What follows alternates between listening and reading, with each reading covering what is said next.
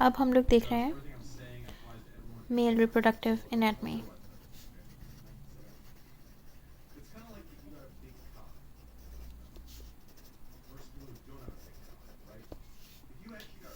जो मेल्स की reproductive system होता है वो बहुत सिंपल होता है कंपेयर टू फीमेल्स, ठीक है।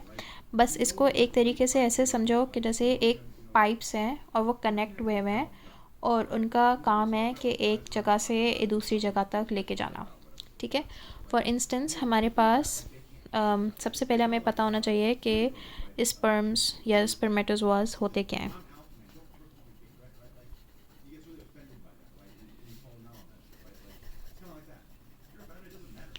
जो स्पर्म्स हमारे पास होते हैं वो बेसिकली मेल गैमीट्स होते हैं। सो ऑब्वियसली वो जो मेल्स का haploid number of chromosome, haploid chromosomes, यानी in case of humans it's 23, वो कंटेन कर रहा होता है उनका न्यूक्लियस। और ये एक इस शेप के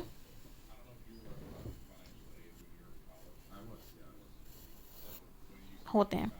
तो बेसिकली ये इनका हेड होता है, ये इनकी नेक होती है और ये इनका फ्लैजेलम होता है।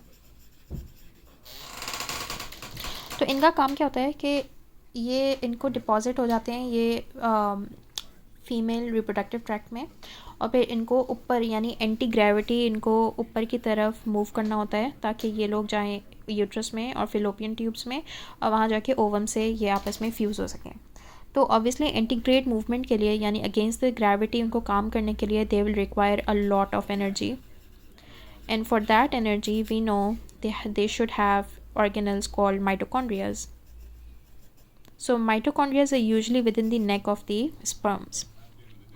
दूसरी चीज़ जो यहाँ पे ज़रूरी होती है, obviously we know that gametes contain genetic material and that genetic material would be contained in the nucleus. तो यहाँ पे एक बड़ा सा न्यूक्लियस होगा और उसमें उनके 23 क्रोमोसोम्स होंगे, ठीक है। अब बचा है आगे एक हेड का एक और छोटा सा यहाँ पे एक और वेसिकल होता है। इस वेसिकल को हम लोग कहते हैं एक्रोसोम। एक्रोसोम हमारे पास बहुत ज़रूरी होता है क्योंकि एक्रोसोम अगर नहीं होगा या फिर अगर इसमें कोई डेफिशिएंसी होगी तो फर्टिलाइजेशन बहुत मुश्किल हो जाती है। एक्रोसोम जो होता है बेसिकली ये इंजाइम कंटेनिंग ऑर्गेनल है, और ये जो इंजाइम्स होते हैं ये जो हमारे पास फीमेल एग होता है, ये एक मासूम सा एग नहीं होता है, उस एग के अराउंड बहुत सारी मेम्ब्रेन्स होती हैं। तो स्पर्म के लिए ज़रूरी है कि वो इस मेम्ब्रेन को क्रॉस कर सके। तो इन मेम्ब्रेन्स को डिज़ोल्व करना या उनका ब्रेक डाउन करना ये इंजाइम्स करते हैं, और ये जो इंजाइम्स होते हैं ये स्पर्म्स के हेड में होते हैं एक्रोसोम के अंदर। तो ये ब्रेक करता हुआ इन मेम्ब्रेन्स को यहाँ पे आता है, और जब ये करीब आ जाएगा ओवम के तो ये अपना न्यूक्लियस इस तक दे देगा और दोनों के न्यूक्लियस आपस में फ्यूज़ होंगे और आपके पास जाइगोट या एम्ब्रियो बनेगा। तो सिंपल सी बात ये है, फर्टिलाइजेशन के लिए ये हमारे पास गैमीट्स होते हैं। ये मेल गैमीट है, इसमें फ्लैजिलम है ताकि मूव कर सके अगेंस्ट द ग्रेविटी। नेक में हमारे पास माइटोकॉन्ड्रियाज होते हैं which provide the energy for integrate movement, and हमारे पास न्यूक्लियस है which consist of haploid number of chromosomes, and then the head consist of acrosome which is a vesicle which contains enzymes required to break down the extra walls or the walls outside the ovum to facilitate fertilization. इतनी आ गई हमें बात समझ में। अब होता ये है कि जो हमारा स्पर्म है ये बनता और डिपॉजिट कहाँ सेफ कहाँ हुआ होता है, वो होता है एक बॉल लाइक या फिर हमारे पास एक सर्कुलर ऑर्गन होता है मेल्स में जिसको हम लोग कहते हैं टेस्टिस। सो टेस्टिस बेसिकली कहाँ होती हैं, वो हमारे पास होते हैं स्क्रोटल सैक में। सो बेसिकली ह्यूमन जो बॉडी है उसका टेम्परेचर यूजुअली बहुत ज़्यादा हाई होता है। अगर हम लोग देखें अगर हम अपने ब्लड को देखें अगर हम लोग अपने ब्लड को देखें या फिर अगर हम लोग अपने दूसरी चीज़ों को देखें तो उसमें हमारे पास स्क्रोटल सैक हमारे पास ब्लड हो या फिर कोई और दूसरा, इवन हम लोग का सलाइवा हो या फिर कुछ हो, वो उसका टेम्परेचर हमेशा ज़्यादा होगा compare to the atmosphere, because human body का टेम्परेचर यूजुअली हायर टेम्परेचर पे मेंटेन होता है। ये जो मेंटेनेंस होती है, this temperature is not compatible with the viability of sperms can not survive in that hot temperature. That is why nature का result, nature क्या करती है कि प्यूबर्टी के टाइम पे जो टेस्टीज़ हैं वो बॉडी से नीचे स्क्रोटल सैक में डिसेंड करती हैं। जो ये स्क्रोटल सैक होता है बेसिकली एक प्रॉपर सैक होता है बिटवीन द थाइस, ताकि वो बॉडी टेम्परेचर से 1-2 डिग्रीज कम ही हमारे पास टेम्परेचर हो, ताकि जो ये स्पर्म्स हैं वो सर्वाइव कर सकें within the testes. So testes are circular organs which are saved और which lie in the scrotal sac, ताकि हमारे पास जो टेम्परेचर हो वो उनके पास हल्का हो, ताकि वो सर्वाइव कर सकें उस टेम्परेचर के अंदर। अब हमारे पास बात आती है कि how do these descended testes interact और कनेक्ट विद द यूरीथ्रा, जहाँ से हमारे पास स्पर्म्स आउटसाइड निकलते हैं। ठीक है, तो सबसे इम्पॉर्टेंट बात है, पहले हम लोग एक्सटर्नल एनाटमी की बात करते हैं। तो एक्सटर्नल एनाटमी ये आएगी, अगर ये बंदा है, एक जो मेल सेक्सुअल ऑर्गन है, इट्स कॉल्ड पीनस, वो इस तरीके से हमारे पास बनी हुई होती है। Okay, it's not exactly like this but just for interpretation. और यहाँ पे अगर हम लोग समझें, एक स्क्रोटल सैक होता है। This is all we need to know right now. तो अभी हमारा काम क्या है कि जो हमारे पास स्क्रोटल सैक में जो टेस्टीज़ हैं, ये हमारे पास इसके जो स्पर्म्स हैं ये यहाँ से बाहर जा सकें। This is our primary target. अब ये किस तरीके से कनेक्ट हुआ है और इसकी एनाटमी क्या है वो अब हम आगे पढ़ेंगे। तो होता ये है कि ये एक ओवल स्ट्रक्चर है और इसके ऊपर हमारे पास एक कॉर्ड होती है और यहाँ पे कॉन्वुलेटेड कॉर्ड्स हैं, यहाँ पे स्पर्म्स डिपॉजिट हुए हुए होते हैं। तो ये जो हमारे पास छोटी छोटी कॉन्वुलेटेड कॉर्ड्स होती हैं, ये होती हैं एपिडिडाइमस। ओके, और ये बाहर हमारे पास होती है स्पर्म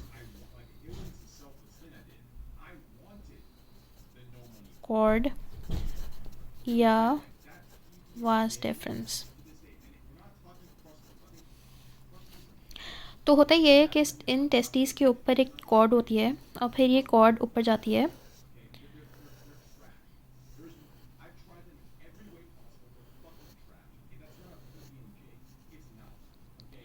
यहाँ पे एक ब्लैडर होता है जो यूरिन को हमारे पास स्टोर किया हुआ होता है। ब्लैडर के नीचे ही मेल्स में, I am gonna just erase this epididymis labelling, I hope you got the point. उनके पास एक नीचे प्रोस्टेट होता है, दैट्स अनदर ऑर्गन ऑब्वियसली। तो जो ये ब्लैडर है it is storing the urine, लेकिन ये जो यूरिन है ये नीचे जब आता है ये यूरीथ्रा से आता है। अब जितनी भी ये जो पूरी जो ट्यूब अब हम आगे लेके जाते रहेंगे ये हमारे पास होती है, उसको हम यूरीथ्रा कहते हैं। ठीक है, तो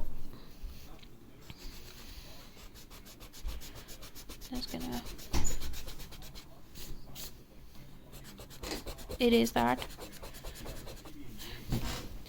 तो साइडों पे बिल्कुल ही ब्लैडर की बेस के नीचे एक ऑर्गन होता है प्रोस्टेट। जो हमारे पास वास डिफरेंस या फिर स्पर्म कॉर्ड आ रही होती है वो इस पार्ट ऑफ यूरीथ्रा में आती है, जो बिल्कुल ब्लैडर से नीचे निकल के प्रोस्टेट के से अंदर से गुजर रहा होता है यूरीथ्रा का पार्ट, उसमें आके हमारे पास स्पर्मेटिक कॉर्ड या फिर हमारे पास वास डिफरेंस लगती है। और यहीं पे एक और ट्यूब आती है जो एक दूसरे ऑर्गन से आती है, इसको कहते हैं, एक दूसरे ग्लैंड से आती है, सेमिनल वेसिकल। जो हमारी वो जो टेस्टिस हैं उससे तो हमारे पास स्पर्म्स आ रहे हैं, स्पर्म्स के साथ दूसरी सिक्रीशंस होती हैं जो हमारे पास कंट्रीब्यूट कर होती हैं सेमिनल वेसिकल से। और ये दोनों की जो ओपनिंग यानी वास डिफरेंस और सेमिनल वेसिकल की जो ओपनिंग्स होती हैं ये हमारे पास प्रोस्टेटिक यूरीथ्रा में होती हैं। और उसके बाद ये जब नीचे आएगा तो ऑब्वियसली वो पीनस के थ्रू बाहर आ जाता है, बिल्कुल ये सेंटर ऑफ पीनस होता है। और ये हमारे पास मेल एनाटमी आती है। तो एक्चुअली समझने की बात यहाँ पे ये है और एक सेमिनल वेसिकल के साथ एक और छोटे से ग्लैंड्स होते हैं नीचे, काउपर्स ग्लैंड।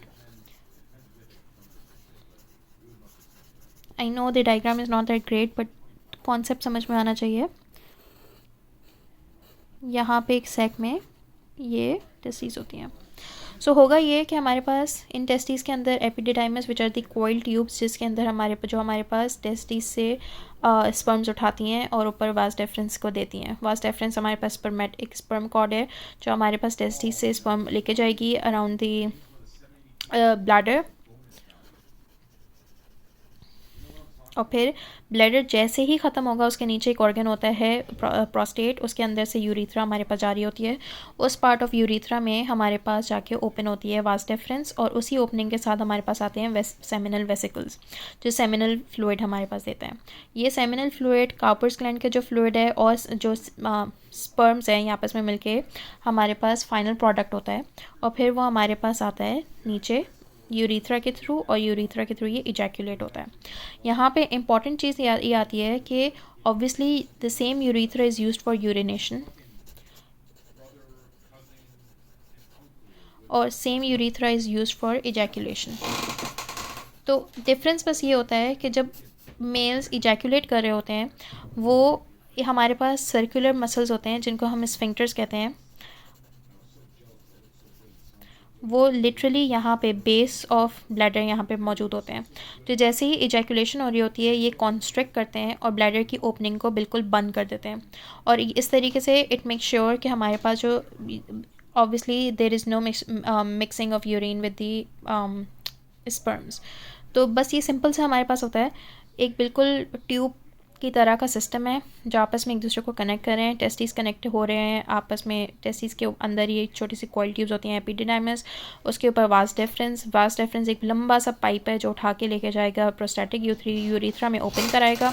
उसी ओपनिंग के साथ हमारे पास सेमिनल वेसिकल्स होती हैं, काउपर्स ग्लैंड नीचे हमारे पास आएगा, और फिर ये जब यहाँ से इजैकुलेट करना होगा तो वास डेफरेंस में ही स्टोर हुआ होता है। तो जब हम इसको स्टिमुलस मिलता है कि ओ अब इजैकुलेशन का टाइम है, तो ये यहाँ से वास डेफरेंस से हमारे पास नीचे आएगा। नीचे आने के बाद यहाँ पे इजैकुलेशन हो जाती है। जब इजैकुलेशन हो रही होती है it's gonna be made sure कि हमारे जो सर्कुलर मसल्स स्फिंक्टर्स हैं at the base of the bladder वो आपके पास कॉन्स्ट्रिक्ट कर रहे हों, और यहाँ पे कोई mixing of urine with the sperms नहीं होना चाहिए। तो हमारे पास सेमिनल वेसिकल्स और जो काउपर्स ग्लैंड है वो बेसिकली न्यूट्रिशन प्रोवाइड कर रहे हैं क्योंकि हमारे स्पर्म को ज़िंदा भी रहना है। और सिंस फीमेल रिप्रोडक्टिव जो सिस्टम है वो बहुत एसिडिक होता है, तो इनको वो वहाँ जाके बिल्कुल मर भी सकते हैं। तो इनको पीएच न्यूट्रलाइज़ करने के लिए मेरे ख्याल से बेसिक सिक्रीशंस होती हैं ताकि जब वो वहाँ जाएं तो वो न्यूट्रलाइज़ कर सकें, उस एसिडिक एनवायरनमेंट में वो मर नहीं जाएं। और इस तरीके से 2-3 हमारे पास न्यूट्रिशंस और पीएच को मेंटेन करने के लिए जो ये फ्लूइड प्रोवाइड होते हैं वो सेमिनल वेसिकल और काउपर्स ग्लैंड से होते हैं। जो स्पर्म्स हैं वो टेस्टिस से आ रहे होते हैं, और ये पूरा जो सिस्टम है ये हमारे पास ट्यूब्स का कनेक्शन हुआ होता है। इट्स प्रिटी सिंपल और दैट्स प्रीटी मच इट। उसके बाद हम लोग मेल एनाटमी पढ़ते हैं, फीमेल एनाटमी पढ़ते हैं, आई एम सॉरी।